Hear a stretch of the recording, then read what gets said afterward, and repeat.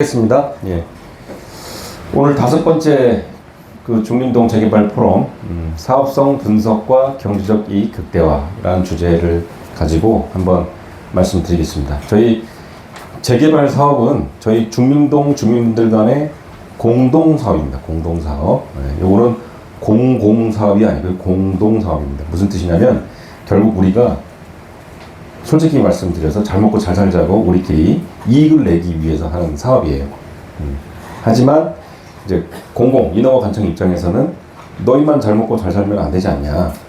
너희가 속한 지자체, 지방과 국가도 좀 같이 잘 돼야 되니까 요런 것들을 준수하면서 재개발을 진행해라 해서 공공이 일정 부분 개입을 할 뿐이에요. 근데 그 본질은 우리 토지를 갖고 있는, 토지와 건물을 갖고 있는, 이 땅에 살고 있는 우리 주민분들 간의 공동 이익 사업이다.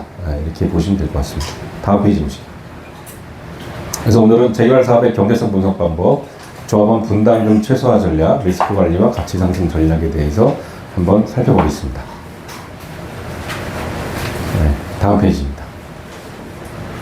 자, 지난 시간에 우리 사회 포럼에서는 창립 총회에 대해서 알아봤고요. 창립 총회는 첫 공식 행사로서 조합원이 총회 의결을 함으로써 조합 설립에 대한 그리고 창립 총회는 앞으로 조합을 운영할 조합장을 포함한 임원과 대의원을 선출합니다.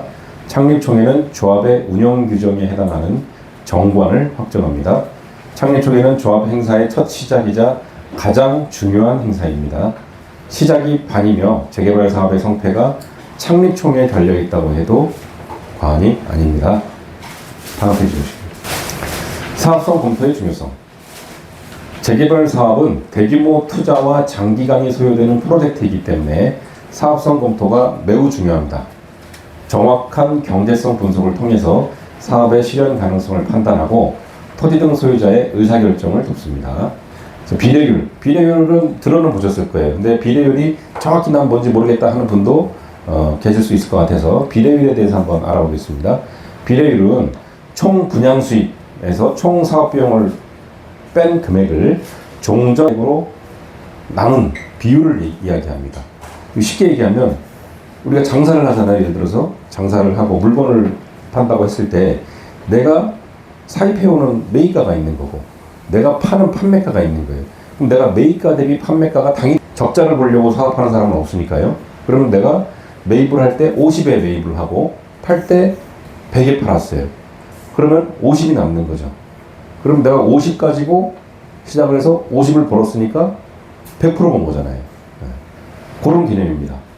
그래서 비례율이라고 하는 것은 종전자산 평가액 대비 개발이익이 총 분양 수입에서 총 사업비용을 뺀 개발이익이 몇 프로 정도 차지하느냐를 보는 겁니다. 그래서 토지 가격이 높을수록 비례율은 낮아집니다. 이게 무슨 소리야? 그럼 내 땅의 가치가 그러면 낮게 평가된다는 거야? 이게 비례율을 산정할 때는 종전자산 평가액이 낮을수록 좋습니다. 종전자산 평가액이 낮으려면 우리 땅의 가치가 너무 높게 평가되면 안 돼요. 그러면 내가 받을 돈이 줄어드는 거야? 그렇지 않죠. 내가 받을 돈은 종전자산 평가액 플러스 비례율, 개발이익까지 포함된 거니까 그거는 숫자상의 어떤 그 상대적인 비율에 불과하고 실제로는 이후에 우리가 얼마에 파느냐가 중요한 거예요. 지금 내 땅이 얼마의 평가를 받느냐 그 절대적인 수치가 중요한 게 아니고 이후에 우리가 이거를 개발을 해서 아파트를 한 채에 얼마씩 일반 분양을 하느냐 이게 바로 우리 조합의 사업성의 핵심적인 요소인 거예요. 근데 그러면은 내 땅의 어떤 가치나 내 건물의 가치가 무조건 낮아서 좋으냐? 그건 또 아니에요. 무슨 뜻이냐면 절대적인 수준은 다 같이 낮으면 상관없어요. 근데 똑같은 용도고 똑같은 지역인데 예를 들어서 A라는 땅은 높게 평가되고 B라는 땅이 낮게 평가됐다. 그러면 B라는 땅을 갖고 있는 토지 소유주는 좀 불리한 거예요. 그런 거는 감정평가를 받으실 때 감정평가사한테 이야기를 하셔가지고 상대적인 가치에 훼손이 없도록 감정평가를 잘 받으시면 됩니다. 그리고 건축비용. 건축 비용이 증가하면 당연히 비료율이 낮아지죠. 우리가 개발이라고 하는 것은 이 건축 비용은 우리 재개발 사업 조합 입장에서는 매입 비용 아닙니까? 매입 비용. 그러니까 공사비가 낮아지면 개발이익이 올라가고 공사비가 높아지면 개발이익이 떨어지는 거예요. 요새 그래서 공사비가 원체 높으니까 정비 사업들이 좀 많이 정체되어 있거든요. 그래서 우리가 뭐 나중에 창립총회를 한 다음에 시공사 선정을 할 때 구체적인 이제 시공사들의 제안서를 받게 됩니다. 그때 이제 평당 시공 단가 이런 것들이 쭉 나올 텐데 지금 분위기로 봐서는 그렇게 낮지 않을 공사 단가가 그렇게 낮지 않을 가능성이 있어요. 우리가 원하는 만큼 낮추지 못할 가능성은 있어요. 근데 이제 그런 걸 감안해서도 우리가 이익을 낼 수 있도록 우리 사업계획, 정비계획을 잘 짜야겠죠. 그리고 분양가가 높을수록 비례율은 높아집니다. 당연하죠. 내가 50에 띄워왔는데 100이 아니라 120에 팔면 50이 아니라 70이 남겠죠. 그래서 우리가 비싼 가격에 팔아야 됩니다. 우리 중림동 같은 경우는 지금 분양가 상한제 적용 대상 지역이 아니에요. 그래서 이론적으로는 만약에 우리 지역이 인기만 있으면 높은 가격으로 분양을 할 수가 있어요. 근데 무한정할 수는 없겠죠. 왜? 인근 아파트 시세, 인근 아파트 분양 가격 이런 걸 무시할 수는 없으니까요. 그런 거에 따라서 책정을 해야 됩니다. 그리고 아까 우리 도시계획업체 분 오셔서 말씀하셨지만 용적률이 높아지면 일반적으로 비례율도 높아집니다. 당연하죠. 용적률이 높아진다는 뜻은 내 땅 한 평에 500%다. 그럼 5평까지 올릴 수 있는 거예요. 300%다. 3평까지. 내 땅 한 평이 3평이 되느냐, 5평이 되느냐. 이 차이가 있는 거예요. 그럼 당연히 그 추가되는 만큼 일반 분양을 통해서 우리는 추가적인 이익을 낼 수가 있겠죠. 그러니까 우리 조합 입장에서는 원칙적으로는 당연히 용적률이 높은 게 좋은 거예요. 용적률이 낮은 게 좋은 게 아니고 높은 게 당연히 좋은 거예요. 그런데 용적률을 높이려면 오늘 도시계획업체 설명드리셨지 않습니까? 1년에서 1년 반 정도의 최소 변경 기간이 필요하고 실제 변경을 해줄지 안 해줄지도 몰라요. 그걸 누가 결정한다? 중구청과 서울시. 여기서 결정하는 거예요. 그러니까 이게 지금 중구청이 우리 지금 공공지원 한다고 아이고 뭐 아니 주민번호 어쩌고 막 하지만 이게 불과 몇 달 사이에 딱 입장 바뀌어요. 우리 조합 설립되고 나면 우리 주민협의체 위원님들 다 들으셨을 거예요. 안병석 과장님이 뭐라고 했습니까? 우리 중구청이 지금 공공지원 때문에 뭐 아이고 뭐 해주십시오 이러지만 실제로는 저희 갑입니다. 갑도 그냥 가라. 응? 그러셨어요. 안병석 과장님. 근데 그게 사실이에요. 왜? 아쉬운 게 우리니까. 우리가 이거 용적률 높여주세요. 누구한테 요청해야 됩니까? 중구청한테 해야 돼요. 안 과장님이 다 올리는 거예요. 그러면 그분한테 우리가 잘 보여야 되는 거예요. 솔직한 얘기로. 그분들이 만약에 이 지역은 안 돼. 안 되겠어. 이렇게 판단하면 이거 안 해주는 거예요. 그래서 인허가관청, 인허가권자와 잘 지내야 됩니다. 절대 맞서면 안 돼요. 할 때는 할 말은 해야 되지만 인허가권자의 심기를 많이 거스르면 우리가 원하는 것을 얻어낼 수가 없습니다. 그리고 그런 인허가권자와의 관계가 좋은 분들이 조합집행부를 구성을 해야 돼요.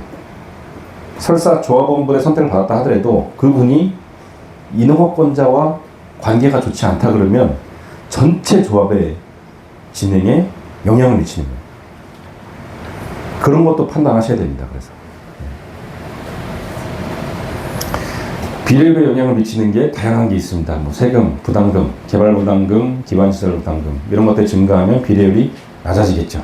그리고 기존 건물의 가치가 높을수록 비례율은 낮아지겠죠. 종전자산 평가액이 높아지니까요. 그리고 사업기간이 길수록 금융비용이 증가해서 비례율이 낮아집니다. 이 금융비용이 사람 죽이는 거예요. 이게. 지금은 우리가 우리 땅을 담보로 돈 안 빌렸습니다. 아직까지는. 근데 여러분들 체감 못 하시는 거예요. 그래서. 근데 불과 한 2, 3개월이면 이제 창립총회 있지 않겠습니까? 그러면 그때부터는 어떻게? 조합이 운영돼야 되잖아요. 당장 조합 집행부 급여, 기타 뭐 운영비용 이런 것들, 용역비 나가야죠. 그런 것도 다 누구 돈으로 합니까? 조합 돈으로 해야 되는데 조합 돈 있어요? 여러분들 내실 거예요? 아니잖아요. 빌려야지. 누구한테? 은행한테, 시공사한테. 공짜로 빌려줍니까? 아니죠. 뭘 담보로 잡습니까? 우리 땅을 담보로 빌려주는 거예요. 우리 사업을 담보. 우리 사업 시행 이익과 사업 이 자산을 담보로 돈을 빌려줘요. 공짜로? 아니죠. 공짜가 어디 있어요? 다 이자도 있고 다른 걸로 다 빼갑니다. 네. 그래서 사업 기간이 길어질수록 이 금융비용 때문에 죽어나는 거예요. 재개발 재건축 사업이 속도전환 얘기는 바로 이 금융비용 때문에 그런 거예요. 다음 페이지 보실게요. 자, 비례율에 대해서 한번 쉽게 한번 이해를 해보겠습니다. 개인이 토지를 매입해서 사업 시행했을 경우에 수익은 얼마냐? 내가 토지를 5억에 사고 공사 비용을 3억을 들여서 주택을 져가지고 10억에 팔았다. 그럼 2억이 난다. 이게 쉽게 얘기해서 재개발 사업이에요. 이게. 이걸 한 개인이 하느냐, 공동으로 하느냐, 그 차이만 있는 거예요. 다음 페이지 한번 보실게요. 이렇게 방금 전에는 한 명이 한 걸 가정한 거고 지금 이렇게 여러 명이 A, B, C라는 세 명이 공동으로 했다. 그러면 똑같이 토지 5억 들이고 사서 공사비 3억 들여가지고 10억이 플러스. 그럼 2억 남았는데 A는 40%, B는 40%, C는 20% 지분이다. 그럼 각각 8천만 원, 8천만 원, 4천만 원 이렇게 개발이익을 가져간다. 그런 개념입니다. 이게 조합 사업이에요. 이게. 다음 페이지 보실게요. 근데 공동사업이 항상 이익만 내느냐? 그건 아니죠. 손해가 날 수도 있어요. 근데 손해가 나도 A, B, C 세 사람이 각각의 지분율에 따라서 손해를 분담하는 거예요. 그래서 손해가 났다. 그러면 각각의 지분율에서 분담을 하고 이익이 났다. 그러면 이익이 나도 각각의 지분율에 따라서 가져가게 됩니다. 자, 이 부분이 핵심이에요. 우리 조합이 이익만 내는 게 아니에요. 사업이라는 게 그렇잖아요. 적자가 날 수도 있어요. 적자가 나면 여러분들이 분담하셔야 돼요, 손해를. 나는 내가 적자 내라고 안 하는데. 아니죠. 여러분들이 뽑으셨잖아요, 조합장. 조합임원. 그분들이 손해 내잖아요. 여러분들이 분담하셔야 돼요. 그러니까 집행부를 잘 뽑으셔야 됩니다. 재개발 사업 수지 분석의 기초.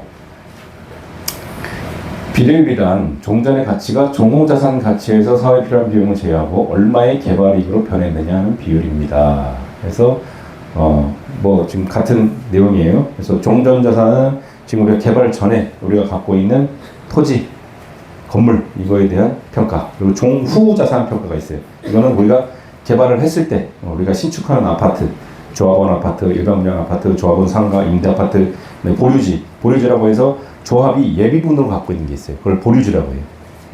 그런 거 다 포함해가지고 종후자산 가격 평가를 해서 그 비율을 내는 게 비례율이다. 보시면 됩니다. 다음 페이지 보세요. 그래서 공정한 종전자산 평가가 필요합니다. 공정한 종전자산 평가. 자, 종전자산 평가 금액이 낮으면 비례율은 올라가요. 종전자산 평가 금액이 높으면 비례율은 떨어져요. 근데 그 합은 똑같아요. 무슨 말인지 알죠? 절대적인 수치가 중요하지 않다는 거예요. 종전자산 평가에서 중요한 건 뭐다? 상대적인 가치가 중요하다. 우리 전체 중림동의 종전자산 평가 금액을 예를 들면 1,000억으로 할지 1,200억으로 할지 이게 중요한 게 아니고 1,000억이었으면 1,000억 중에서 내가 갖고 있는 비율이 몇 프로다. 이게 중요합니다. 이게. 근데 그 비율이 공정하게만 산출되면 된다. 그래서 재개발 사업에 참여한 토지 등 소유자의 재산의 가치를 평가는 공정하게 진행해야 합니다. 그래서 분양 대상자와 현금 청산 대상자, 이주 보상 등 정비 사업의 전반에 걸쳐 적용되기에 공정하게 산출을 해야 됩니다. 그리고 사업성 향상, 용적률 상향 등을 통해서 분양 가능한 면적을 늘려서 분양 수익을 극대화해야 합니다. 고급 마감재 사용 등 시대 트렌드를 반영한 설계를 통해서 높은 분양가를 받을 수 있는 전략을 세워야 합니다. 그래서 우리가 새 아파트 짓는다고 무조건 나가는 게 아니에요. 나가겠죠. 입지가 좋으니까. 근데 높게 팔아야 되잖아요.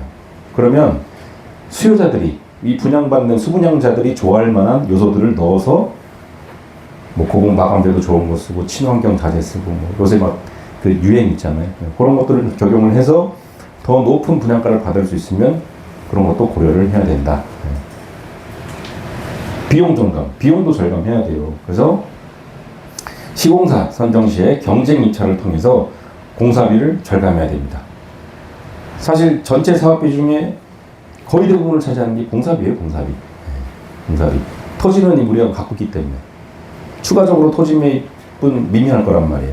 그럼 공사비가 정비사업의 핵심이고 이 공사비를 절감해야 됩니다. 그래서 경쟁 입찰을 붙입니다. 경쟁 입찰. 그래서 건설사들이 자기가 평당 얼마에 하겠다. 단순히 뭐 그렇게 하는 게 아니고 다 그 시방서라 그러죠. 이런 것들 다 해서 내역 입찰을 하게 됩니다. 근데 총액 입찰도 가능은 해요. 가능은 한데 그렇게 해서 뽑아줄 조합원은 없을 것 같아요. 내가 평당 얼마에 줘줄게. 삼성이나 어디 그런 큰 데서 그런다 그러면 그럴 수 있겠는데 그게 아니고 그럼 네가 평당 얼마를 어떻게 지어줄 건데 이걸 당연히 물어봐야 됩니다. 단순히 내가 평당 얼마 해줄게 이게 아니고 내역 입찰. 네가 이렇게 해가지고 이거를 어떻게 얼마에 지어줄래? 그거를 판단하고 여러분들이 총회를 통해서 건설사를 선정하게 됩니다.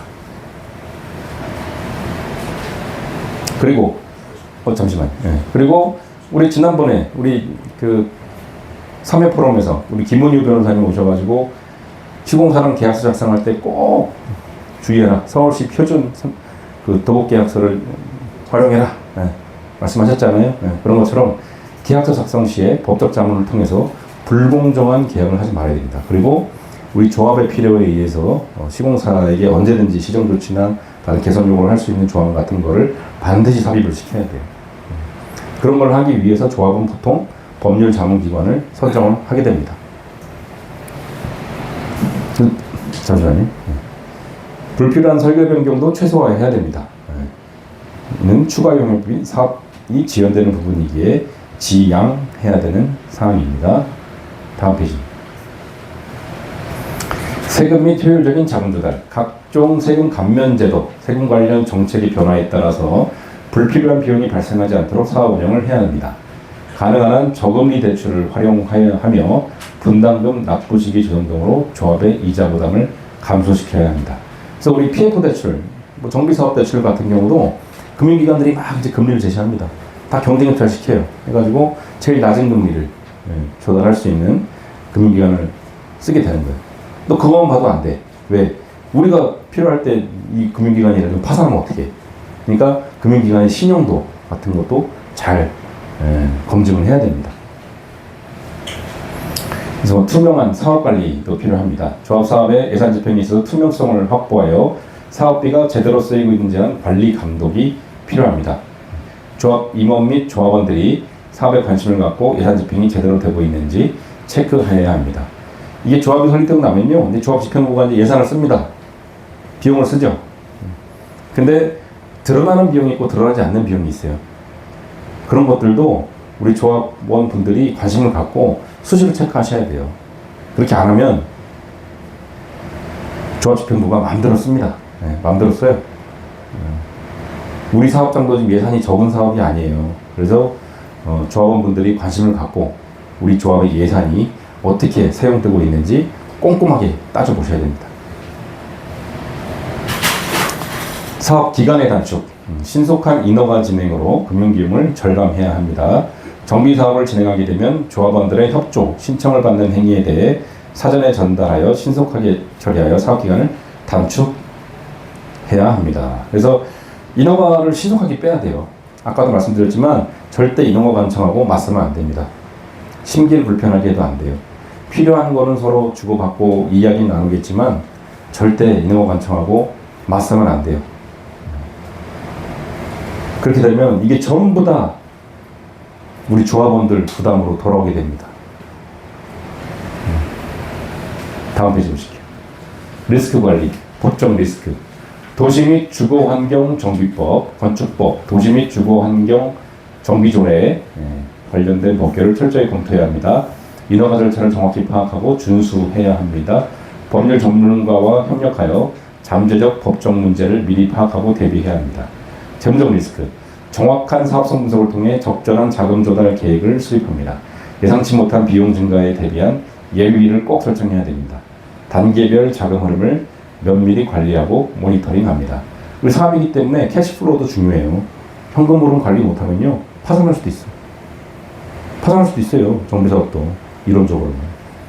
그러니까 이제 이런 현금 흐름, 사업 수직 관리도 잘 해야 됩니다. 시장 리스크, 정기적인 시장 조사를 통해서 부동산 시장 동향을 파악해야 됩니다. 경제 상황, 정부 정책 변화 등 외부 요인을 지속적으로 분석합니다. 필요시 사업 계획을 유연하게 조정할 수 있는 체계를 갖춰야 합니다. 다음 페이지. 공사 리스크, 안전관리 시스템 구축하고 정기적인 안전점검 시스템입니다. 요새 그 중대재해처벌법이 제정돼가지고 건설 현장에서 안전관리 책임자가 제대로 안전관리 안 하고 사고 나잖아요. 대표이사가 구속돼요. 대표이사가. 아니, 건설 현장 인부 한 명 예를 들어서 죽었는데 대표자가 책임지고 물러나는 게 아니고 구속돼서 깜빵이 난다니까요.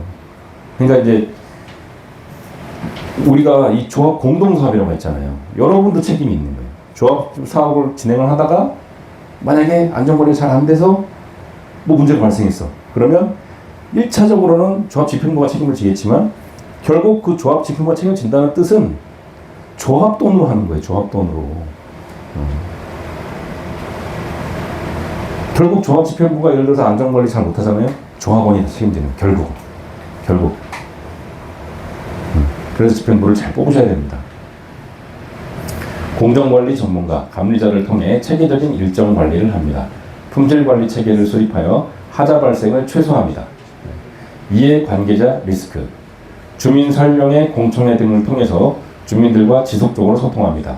지방자치단체, 정부기관과의 원활한 협력관계를 구축해야 합니다. 시공사, 설계사 등 협력업체와의 명확한 계약관계를 설정합니다. 이게 이해관계자도 잘 관리를 해야 됩니다. 우리가 조합사 시행하면 아니 뭐 돈 주는데 뭐 알아서 뭐 다들 잘해오겠지. 아예 절대 천만 말씀. 사람 다뤄보신 분, 사업해보신 분 다 이해하실 거예요. 돈 준다고 다 아니에요. 돈 준다고 다가 아니에요. 돈은 당연히 줘야 되는 거고 이 사람들이 최대한의 역량을 발휘를 해가지고 우리 사업을 위해서 최대한의 노력을 할 수 있게끔 그렇게 이해관계자들을 관리해 나가야 돼요. 내가 뭐 돈 주니까 알아서 해오겠지. 천만의 만만의 말씀. 절대 그렇게 안 합니다. 돈은 당연히 주는 거고 준 돈만큼 우리가 뽑아낼 수 있도록 이해관계자들을, 협력업체들을 관리를 해줘야 됩니다. 리스크의 관리 감독, 사업 진행에 대해서 전문가의 자문을 받아 리스크에 대비해야 합니다.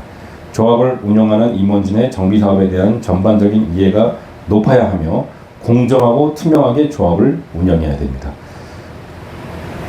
어떤 분이 그러시더라고요. 조합장의 능력이 뭐가 중요하지? 조합장이 정비 사업에도 알 필요가 있나? 어차피 협력업체들이 다 하는데 정비업체 내지 뭐 좋은 정비업체 뽑고 좋은 시공사 뽑으면 되는 거 아니야? 조합장이 다 알아야 되나? 어떻게 생각하십니까? 예? 아니 이게 멍청한 소리를 하는. 예, 어떤 분이 그런 얘기를 하신 분이 있길래 제가 말씀드리는 건데 그건 아니에요. 조합장은 이런 건 똑같아요. 대통령이 모든 걸 다 할 수는 없지만 대통령이 각 분야의 중요한 점들은 다 알고 있어야 돼요. 안보에서 중요한 점 체크해야 될 점, 외교에서 체크해야 될 점, 경제에서 체크해야 될 점, 정치적인, 정무적으로 체크해야 될 거. 이거를 대통령이 머릿속으로 최소한 다 알고 있어야 밑에 장차관들, 비서실장 데리고 일을 하지 뭘 체크해야 되는지 모르면 나라가 제대로 돌아갑니까? 아니에요. 리더는 그런 거예요. 리더는, 지도자는 직접 다 모든 걸 할 수는 없지만 직접 다 모든 걸 다 할 수도 있는 능력을 갖고 있어야 돼요. 내가 만약에 한다면 이렇게 한다라는 로드맵이 머릿속에 있어야 남한테 일을 시키죠. 내 머릿속으로 이걸 어떻게 해야 되는지 감이 안 잡히는데 어떻게 일을 시켜요. 그러면 아까 말씀드린 것처럼 돈 주고도 최대한의 역량을 못 뽑아내는 거예요. 내가 100을 줬으면 120, 30 뽑아낼 수 있는데 한 70, 80밖에 못 뽑아내는 거지. 똑같은 돈을 주고도 똑같은 인재를 데리고도. 그러니까 제갈량 같은 인재도 필요하지만 제갈량을 알아보는 유비 같은 안목이 필요한 거예요.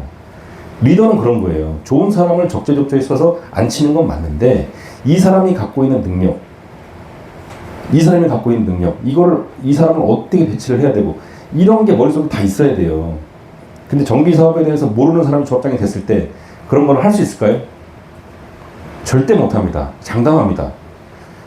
정비 사업 조합의 조합장은 정비 사업에 대해서 꿰뚫고 있어야 돼. 적어도 몰랐다 하더라도 치열하게 공부해야 돼. 그리고 조합에서 조합 임원들과 조합장 간에 얼마나 많은 토론이 일어나는지 아십니까? 조합장이 만약에 지식이 부족하고 경험이 부족하잖아요. 조합 임원한테 끌려다닙니다. 끌려다녀. 조합장이. 아는 게 없으니까.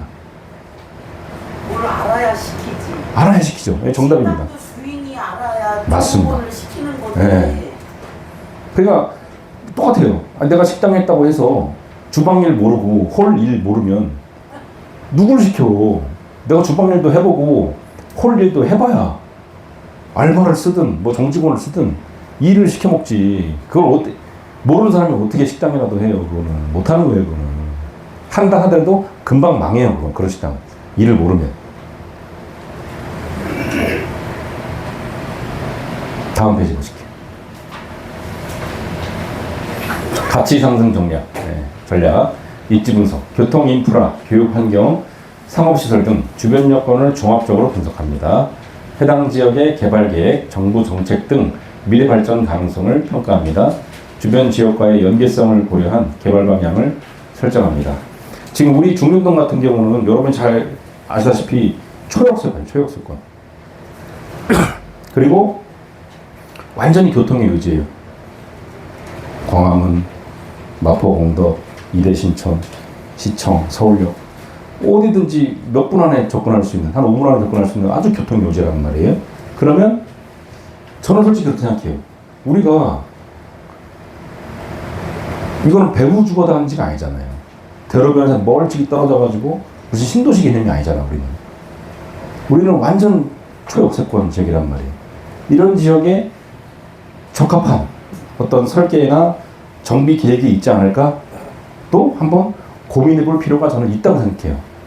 너무 이렇게 주거만, 아파트만 이렇게 하는 게 아니고 좀 골고루 섞어서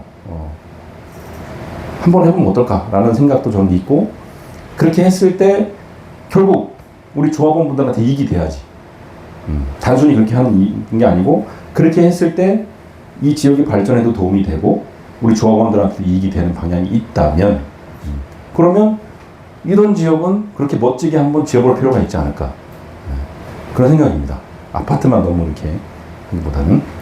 근데 그거는 뭐 제 개인적인 생각이니까 만약에 우리 창립총회가 결성이 되고 조합원 총회에서 의견을 낼 기회가 있을 때 여러분들도 한번 생각을 해보셨다가 의견을 내시면 될 것 같습니다. 설계 최적화 해서 수요자 선호도 조사를 통한 타겟 고객층의 니즈를 파악합니다. 효율적인 공간 활용과 기능적인 평면 설계를 통해서 주거 만족도를 높입니다. 조망권, 일조권 등을 고려한 배치 계획으로 주거 가치를 극대화합니다. 그래서 지난주에 저희 건축 설계사님 오셨죠. 그래서 평면 다 공부했잖아요. 지금 단계에서 뭐 결정할 건 아니지만 나중에 되면 그런 것도 굉장히 중요해집니다. 하다못해 식탁 위치를 어떻게 놓고 이런 것도 굉장히 중요하죠. 브랜드 전략. 프로젝트의 특성을 잘 반영한 차별화된 브랜드 아이덴티티를 개발합니다. 신뢰성 있는 시공사, 설계사와의 협력을 통해서 브랜드 가치를 높입니다. 효과적인 마케팅 전략을 통해서 브랜드 인지도를 제고합니다. 그래서 우리 중림동도 아파트 이제 지면은 브랜드 만들어야 돼요. 뭐가 좋을까요? 뭐 좀 시기상조지만 아파트 이름 뭘로 할까요? 네? 혹시 뭐 아이디어 우리 이쪽에 뭐 네? 우리 아파트 이름 뭘로 할까요? 네. 자, 이런 이름 하나도 브랜드 네이밍 하나도 브랜드예요. 그 자체가 이름 멋지게 지으면 그 자체로 딱 바뀌잖아요. 요새는 사실 너무 외래어를 많이 쓰는 것 같아요. 봐가지고 이게 무슨 뜻이야 할 만한 그런 것들을 많이 하는 것 같은데 꼭 그런 게 아니고 우리 중림동에 걸맞는 브랜드 네이밍도 필요하다. 근데 네이밍뿐만 아니고 전체적인 브랜드 전략 중요해요. 전체적인 브랜드 전략. 물론 이 브랜드 전략은 우리가 선정될 시공사와 뗄래야 뗄 수 없어. 이 레미안인지 뭐 다른 브랜드인지 뭔지 이거에 따라서 우리 브랜드 전략은 또 달라지는 거예요. 근데 이제 그런 것들을 감안해야 되지만 우리 중림동만의 또 브랜드를 한번 고민해 볼 필요가 있다. 말씀드리겠습니다. 커뮤니티 시설 강화. 주민들의 라이프 스타일을 고려한 특화된 커뮤니티 시설을 계획합니다. 헬스장, 수영장 뿐만 아니라 도서관, 코워킹 스페이스, 차별화된 시설을 도입합니다. 여기 같은 경우는 이건 제 아이디어지만 젊은 사람들이 많이 왔다 갔다 하거든요. 그러면 공유 오피스 같은 거에 잘 될 거예요. 여기는 공유 오피스. 혹시 공유 오피스 써보신 분 있어요? 위워크나 그런 데서. 근데 젊은 사람들은 그런 거 아니에요. 왜냐면 이렇게 사무실 하나를 전체 다 임차하는 건 부담스럽잖아요. 비용적으로. 그리고 외롭잖아. 왜냐면 요새는 소호 기업이라고 그래가지고 1인, 2인 기업들이 많아요. 이런 사람들은 큰 사무실 필요 없어. 한 평, 두 평이면 돼. 노트북만 있으면 돼. 노트북만. 근데 어떤 그 통신 환경이나 어떤 그 업무 환경이 깔끔하고 깨끗하게 돼 있는 데를 선호한단 말이에요. 그럼 한 평, 두 평에 한 100만 원씩 받아요. 진짜로. 100만 원씩 받아. 그래도 없어. 입지 좋은 곳에 공유 오피스는 없어요. 물건이. 빌리려고 해도. 한 평, 두 평이 막 100만 원씩 받는데.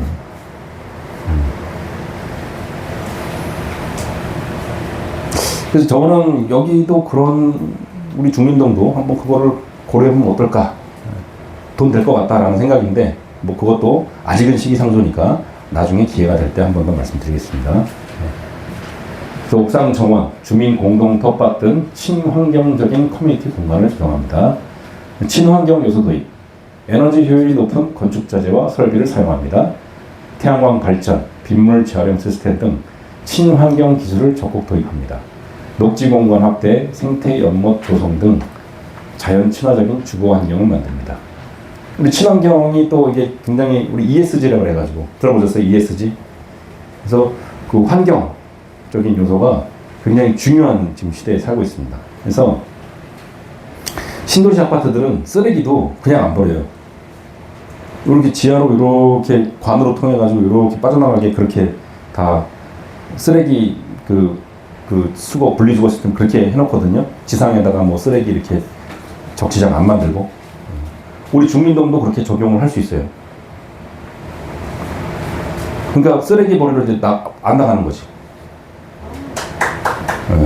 우리 여성 우리 주민분들이 좋아하시네요. 그렇게 해야 되고 할 수 있어요. 그냥 집에서 쓰레기 이렇게 버리면 그게 관을 타고 쭉 지하로 가가지고 쭉 지하 그 공동 저장 그쪽으로 쫙 가는 거예요. 제가 회계법인 회계사로서 그거를 공급하는 회사를 제가 회계감사하고 있습니다. 근데 저도 처음에는 잘 몰랐는데 신도시 아파트는 다 적용하더라고요. 신도시 아파트는. 근데 우리 중림동도 이제 그거를 한번 검토할 지금 타이밍이 됐다. 그래서 뭐 이런 것들도 다 이제 필요한 내용들입니다. 이런 거를 적용하면 이런 게 다 반영이 돼서 우리가 분양가를 더 높일 수 있는, 더 높게 받을 수 있는 요소들이 되는 거예요. 다음 페이지 한번 보실게요. 자, 오늘은 아래 내용에 대해서 이야기를 나눴습니다. 그래서 비례율에 대해서 설명을 했고요. 조합사업은 이익이 날 수도 있지만 손해가 날 수도 있다. 그리고 조합원들이 각각이 갖고 있는 종전자산 평가를 통해서 각각의 상대가치가 정해지면 그 이익 분배 비율, 손해 부담 비율이 결정이 된다. 알아봤고, 소유하고 있는 토지와 건축물이 다르기 때문에 종전자산 평가는 매우 중요합니다. 공정한 감정평가가 선행되어야 이로 인한 갈등이 발생하지 않습니다. 요즘 치솟는 공사비로 인해서 정비사업이 전보다 많이 침체되어 있습니다. 현실이 어려워도 어떻게 하면 조합원의 부담을 최소화하면서 가치를 상승할 수 있는지 끊임없이 모색을 해야 됩니다. 물론 리스크에 대한 관리와 방지도 철저히 해야 됩니다. 자, 그래서 이상 그 포럼을 마치고요. 질의응답 하도록 하겠습니다. 예. 그 일반 분양 있잖아요. 예. 일반 분양은 몇 프로 정도 나와요? 우리가 지금 건축 그 용적률이 300%잖아요. 예. 몇 프로인데 예. 거기에서 몇 프로 정도가 일반 분양구나. 그걸 이제 나중에 이제 우리 관리 처분 계획 때 결정이 되는 거고요. 일반적인 건 없어요. 예를 들어서 우리가 조합원들한테 나눠줘야 될 물량이 많으면 일반 분양 물량이 줄어드는 거고, 조합원들께서 뭐 예를 들어서 그럴 수도 있죠. 조합원 분양 신청이 생각보다 없을 수 있죠. 그런 게 다 일반 분양으로 나오는 거예요. 그래서 정해진 비율이라 있는 게 아니고 조합원 분양 신청까지 다 받아봐야 돼. 그리고 누구한테 줄지 안 줄지도 다 결정해봐야 돼. 예를 들어서 무허가 건물을 갖고 있는 분한테 줄지 안 줄지 결정해야 돼요. 결정해야 돼요, 그것도. 무허가 건물을 갖고 있었는데 이 사람한테 줄지 안 줄지 결정해야 돼. 그러면 안 준다 결정하면 이게 일반 분양 나가는 거고, 준다 그러면 조합원 분양 나가는 거. 그런 거죠. 아니 근데 그 세평 이하는 그거 이제 관리 처분 한다고 이러면 그 대충 이렇게 다 아웃라인이 나오지 않나요?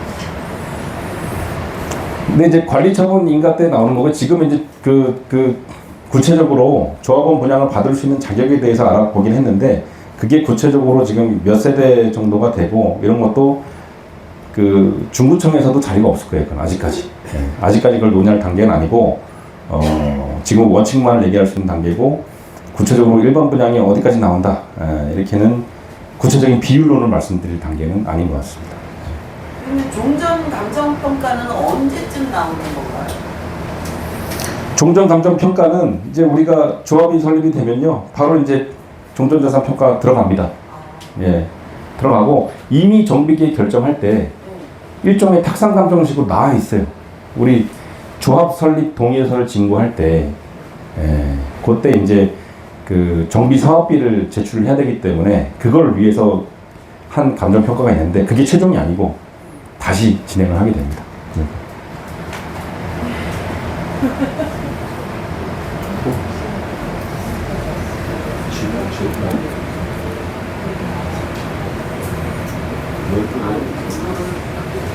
자, 저 캐릭터는 저희 함지기 캐릭터인데, 우리 저기 나은진 위원님께서 부군하고 같이 만들어주신 캐릭터예요. 저희가 잘 활용하고 있습니다. 박수 한번 부탁드릴게요. 잘 만들었죠? 이게 되게 잘 그렸더라고요. 아,